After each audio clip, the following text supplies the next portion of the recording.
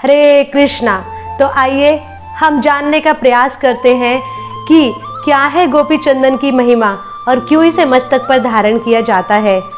एक बार की बात है, एक सिंधु देश का राजा जिसका नाम था दृगबंधु, जो कि बहुत ही दुष्ट, पापी, दुराचारी राजा था, जिसने अपने जीवन में कोई अच्छा कार्य नहीं किया था और यहाँ तक कि उसने भयंकर से भयंकर बुरे कार्य किए थे।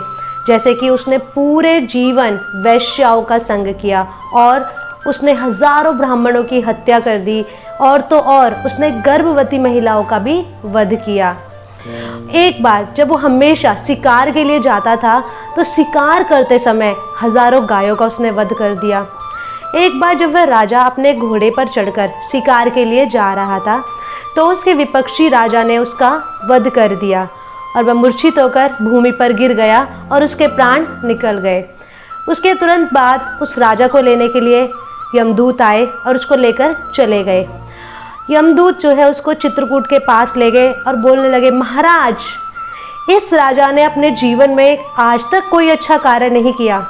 इसने बुरे से बुरे इसने अपराध किए हैं, भयंकर अपराध इसने किए हैं, तो कौन से नरक में इसे भेजा जाए। बताते हैं कि इसको अंधकूप नामक नरक में ले जाकर डाल दो। वो लेकर चले जाते हैं। उसके बाद जो अंधकूप नामक नरक है, अग्नि का नरक है, उसमें अंदर इतनी ज़्यादा भयंकर तेज अग्नि जलती रहती है, उसमें अगर कोई डल जाए तुरंत भस्म हो जाता है।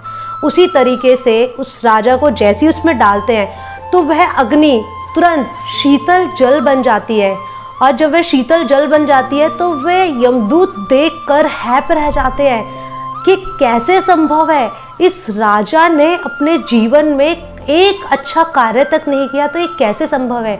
और वे तुरंत उसको लेकर जाते हैं और बोलते हैं कि महाराज, ये कैसे संभव है कि जैसे ही हमने इसको अंधकूप नामक नरक में डाला तो वह अग्नि शीतल जल बन गई। तो उसके बाद जो है वो बताते हैं कि जब इस राजा की हत्या की विपक्षी राजा ने ये भूमि पर गिरा, इसके प्राण निकलने ही वाले थे, वहीं पर कुछ चंदन पड़ा हुआ था।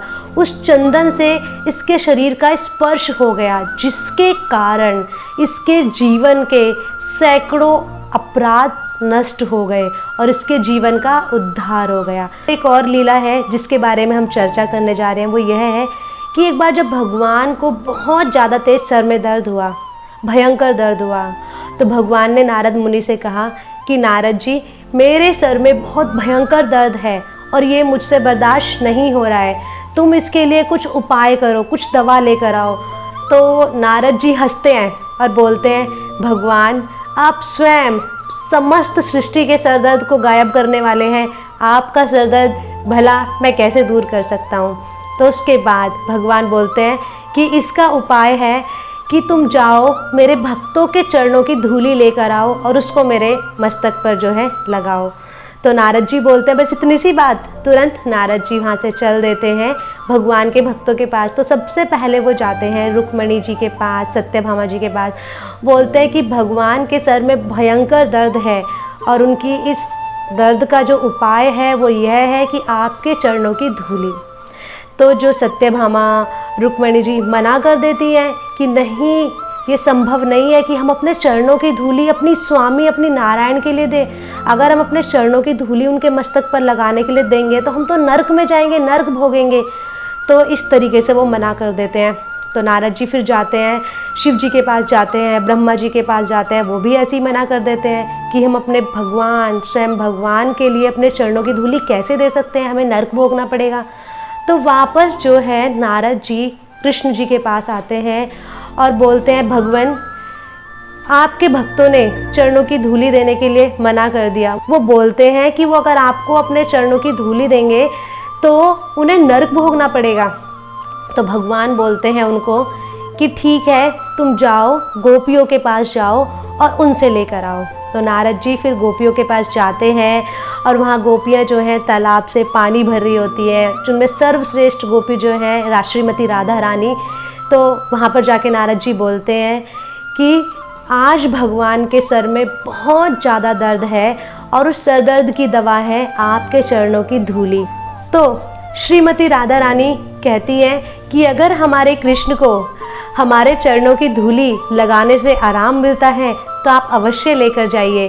तो उसके बाद नारद जी कहते हैं, अच्छा, अगर आप अपने चरणों की धूली दे दोगे तो क्या आपको नर्क नहीं भोगना पड़ेगा? तो गोपियाँ कहती हैं, अगर कृष्ण का सरदर्द हमारे चरणों की धूली से ठीक हो जाता है तो हम नर्क भोगने के लिए भी तैयार हैं। तो ऐसा प्रेम है गोपियों का भगवान श्री कृष्ण के लिए। तो उसके बाद जो है नारद जी गोपियों को लेकर द्वारिका जाते हैं और उनके चरणों का अभिषेक होता है, जिससे वो पूरा जो है एक कुंड बन जाता है।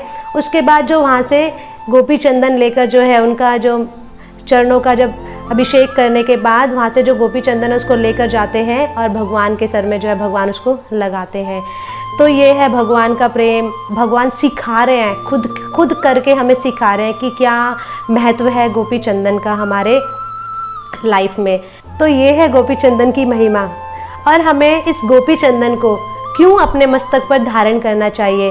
क्योंकि ये जो हमारा शरीर है ये क्या है? भगवान का घर है। और इसको सजाने के लिए हम तिलक का उपयोग करते हैं। तिलक से शरीर को सजाया जाता है। 12 तिलक हम अपने शरीर पर लगाते हैं और मंत्रों के साथ लगाते हैं। तो ये शरीर जो है क्या है? एक क्षेत्र है। और जब इस शरीर में हम तिलक लगाते हैं तो क्या बन जाता है? ये तीर्थ बन जाता है। और तीर्थ में भगवान हमेशा विराजमान रहते हैं।